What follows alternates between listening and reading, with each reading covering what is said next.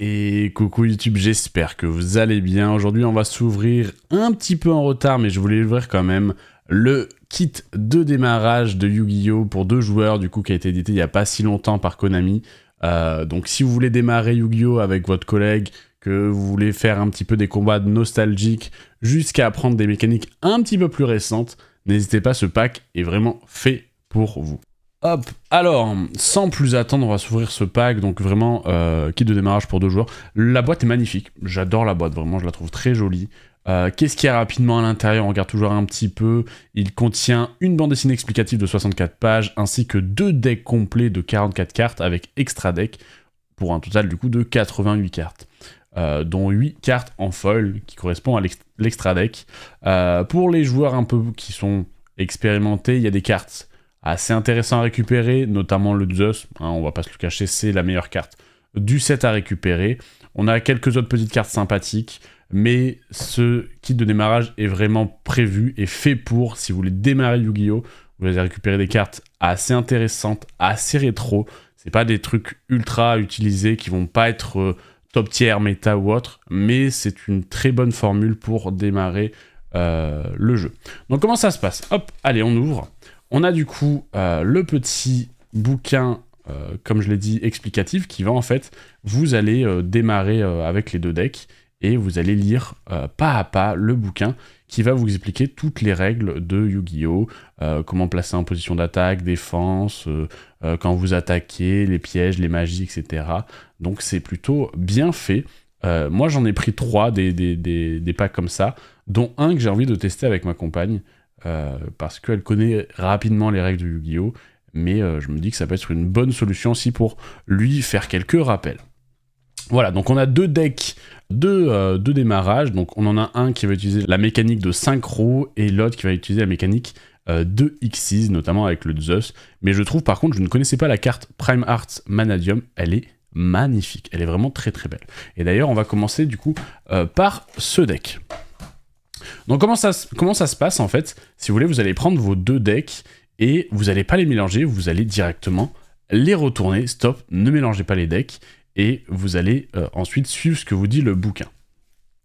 Donc ce qu'on va faire, c'est qu'on va les révéler comme ça. Alors attendez, j'ouvre ça rapidement. Donc en gros, hop, voilà. Vous allez avoir votre carte, vous enlevez du coup cette petite carte qui vous montre aussi l'extra deck. Mettez les cartes de côté face verso, ce sont ces 4 cartes-là. Donc c'est les 4 cartes foil qui sont devant. On va les mettre du coup, de côté, comme ils disent. Et après, en fait, on va poser notre deck, et c'est parti, le duel qu'on peut commencer. Donc on va commencer par notre main de départ, voilà. Je fais exactement comme si on est en duel, donc au départ, on a vraiment le b.a.-ba des cartes Yu-Gi-Oh! À savoir les cartes monstres normaux. Donc la main de départ, elle va commencer avec un Sparkman héros élémentaire pour le joueur Xyz, le joueur synchro, Impachi, l'esprit de la harpe. On va avoir 2 monstres à sacrifice du coup avec l'araignée lanceuse et le Ryuran. Et vous verrez qu'on aura exactement pareil de l'autre côté. Donc maintenant, à chaque tour, comment ça se passe un duel? À chaque tour, à chaque nouveau tour, on va piocher une nouvelle carte. Donc à chaque fois, hop, on va révéler une nouvelle carte. Et vous allez voir que petit à petit, où on va piocher des cartes, le jeu va se complexifier. Donc là, on reste sur un Ojama vert, tout somme basique, monstre normal. Voilà, Gilgard, un monstre à sacrifice, et puis là, hop, première magie, donc épée de révélation de la lumière, qui va nous permettre de temporiser un peu le duel, parce que notre adversaire ne va pas pouvoir attaquer, et en plus on va révéler des cartes qui sont face verso, donc on a une nouvelle mécanique qui rentre en jeu, à savoir la mécanique de magie.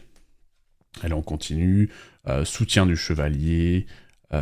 apprenti joueur de flûte, donc là, premier monstre à effet, en plus c'est un effet flip.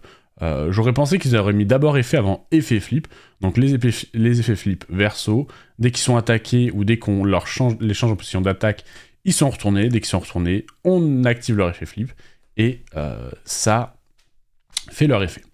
La carte piège, force de miroir violente, c'est pareil quand vous démarrez Yu-Gi-Oh! Si vous voulez des petites cartes sympathiques, qui sont pas non plus overbroken, mais qui sont sympathiques à jouer, force de miroir violente, c'est plutôt sympa. Le bouc émissaire aussi, bonne carte à récupérer. la voiture carte D. Il y a beaucoup, par contre, pour le coup, même si les cartes sont pas extraordinaires, il y a beaucoup de cartes qui sont nostalgiques, qu'on a pu voir dans l'animé, qui du coup nous parlent un petit peu et qui sont plutôt cool à récupérer.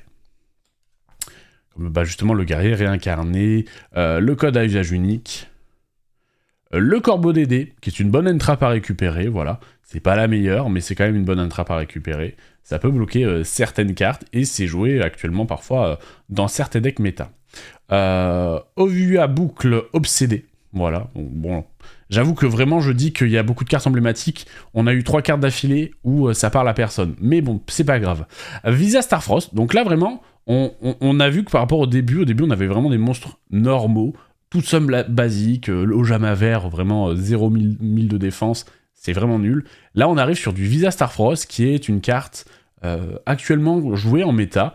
Donc, bon, dans le deck, elle ne combatte pas exactement comme en méta, mais c'est une bonne carte aussi à récupérer si vous voulez jouer le deck Visa Starfrost. C'est une carte, si je dis pas de bêtises, on peut l'invoquer spécialement depuis la main, en détruisant un truc. Je me souviens plus exactement de l'effet. Voilà, l'intrépide Manadium qui va nous être utile notamment pour faire l'Xyz Manadium. Le diapason magnétique, donc là je l'ai pas dit mais depuis tout à l'heure on a des monstres syntoniseurs, donc les syntoniseurs qui vont avec les monstres, pas Xyz, je dis Xyz mais c'est synchro, hein, je suis désolé. Fissure. Le masque des ténèbres, bonne carte à récupérer si vous voulez faire notamment des drafts, ou ce genre ou même des decks rétro, donc c'est un monstre à effet flip. Lorsqu'il est flip, vous récupérez une pièce de votre cimetière et vous l'ajoutez à votre main. Donc c'est quand même plutôt sympa. Le trou noir, le fameux trou noir, une des cartes je pense les plus connues de Yu-Gi-Oh! Avec le magicien et le dragon blanc. Le kunai avec chaîne. Voilà, le masque du maudit, plutôt sympa si vous aimez bien les decks burn un peu rétro. Vous l'équipez à un monstre, notamment les monstres adverses, et une fois par centre de phase, vous lui infligez 500 points de dommage à votre adversaire, enfin celui qui contrôle le monstre équipé. Donc c'est plutôt sympa. Le cylindre magique. La puissance des mages, très bonne carte équipement. Le monstre équipé gagne 500 points d'attaque défense pour chaque magie piège que vous contrôlez. Donc vous pouvez faire un gros titan avec ça. Mobius, le monarque de glace. Soldat de cartes. Le hérisson boulon, carte que j'aime beaucoup, maintenant qui est vraiment bien moins jouée, peut-être parfois en un exemplaire, mais qui marche très bien avec les monstres syntoniseurs et du coup la mécanique de synchro. Le diapason des ténèbres, carte emblématique de l'animé de Jack Atlas. Armature de puissance. Le cadeau de l'éléphant blanc, bonne carte si vous voulez piocher, vous pouvez sacrifier un monstre que vous contrôlez, monstre à effet exclu, donc en général c'est les monstres normaux, et au cimetière, et vous piochez 2 cartes. Vive la liberté, le roi fantôme hybride qui peut être traité comme non syntoniseur pour une invocation synchro, unité de ravitaillement, le cyclone galactique, un deuxième intrépide Manadium, voilà, encore une fois pour la grosse carte Manadium, mais vous allez voir que 2 c'est cool justement. Et hop, le retour au front, qui est la dernière carte du premier deck du coup de structure. Je vous le dis clairement, je trouve que le deuxième deck est meilleur. Voilà, il y a des bonnes cartes, mais le deuxième deck est pour moi meilleur. Et du coup, les cartes foil, les 4 cartes Xyz, on va avoir le sergent stygien, voilà, qui est une bonne carte, hein, qui gagne de l'attaque, qui peut du coup taper très forte. Le dragon corail, qui est magnifique, monstre dragon, synchro, syntoniseur, effet. Là, vraiment, Konami, ils ont voulu faire fort en... en induquant en mode... Alors, c'est un synchro, mais un syntoniseur, de coup, il peut être réutilisé pour des synchros. En plus, il a des effets... Voilà, donc là je pense que c'est vraiment le summum de la mécanique qu'on va apprendre un petit peu dans le deck, à savoir les synchros, syntoniseurs, effets. Je pense que c'est une des cartes les plus dures à comprendre, mais qui est du coup très forte et vraiment sympa à récupérer si vous aimez bien les decks synchro. Tank fracas, rhino sabre déchaîné. Voilà, je pense que c'est celle que je suis le moins fan de l'extra deck. Et pour finir, la magnifique Primart Manadium. Je trouve le monstre vraiment très joli. Le fait qu'il soit tout en blanc comme ça avec les flammes et que la carte en plus soit une synchro, donc une carte blanche, ça la rend magnifique. Et du coup, pour son petit effet, si vous ne la connaissez pas, cette carte peut attaquer chaque battle phase un nombre de fois inférieur ou égal au nombre de syntoniseurs utilisés pour son invocation synchro. Et du coup, c'est ça le truc, c'est que on est à 1 ou plus syntoniseurs, plus un monstre lumière. Vous allez utiliser justement, par exemple, pas mal de Manadium pour pouvoir attaquer plusieurs fois. Et en plus, elle a un petit effet justement si vous utilisez par synchronisation en utilisant un syntoniseur Manadium comme matériel, votre adversaire ne peut pas la cibler avec des effets de cartes, donc ça la rend indestructible par exemple sur des cartes qui peuvent la cibler ou prendre le contrôle ou autre, ce qui est plutôt sympa. Voilà. Hop. Donc voilà le premier deck. Hop. On s'ouvre rapidement celui en Xyz. Pareil, on met de côté l'extra deck et on retourne notre deck et on va voir notre main de départ. Donc là, vraiment pareil, on va avoir 5 cartes de base qui sont vraiment des monstres, qui sont des monstres normaux, sans effet, mais je les trouve plus emblématiques, donc rien que ce côté-là, je suis en mode, pour moi, le deck Xyz est mieux que le deck synchro. Mais c'est mon avis, chacun son avis. Donc un chevalier de l'arène, du coup on n'aura pas les deux autres, malheureusement, le chevalier du roi et le chevalier Jack. Soldat géant de pierre, voilà. 2000 points de défense, donc c'est pas mal. La Djinn, le génie mystique de la lampe, qui fracasse à 1800 points d'attaque. Le dragon lapin, le monstre à sacrifice, qui a 2950 points d'attaque. C'est un peu moins bien que le dragon blanc aux yeux bleus. Par contre, on a quand même une carte assez emblématique, qui est le magicien sombre. C'est pareil, quand vous démarrez Yu-Gi-Oh!, vous avez qu'une seule envie, c'est de jouer ces cartes rétro, ce genre de petites cartes bien sympas, et j'avoue que là, on peut l'avoir. Hop.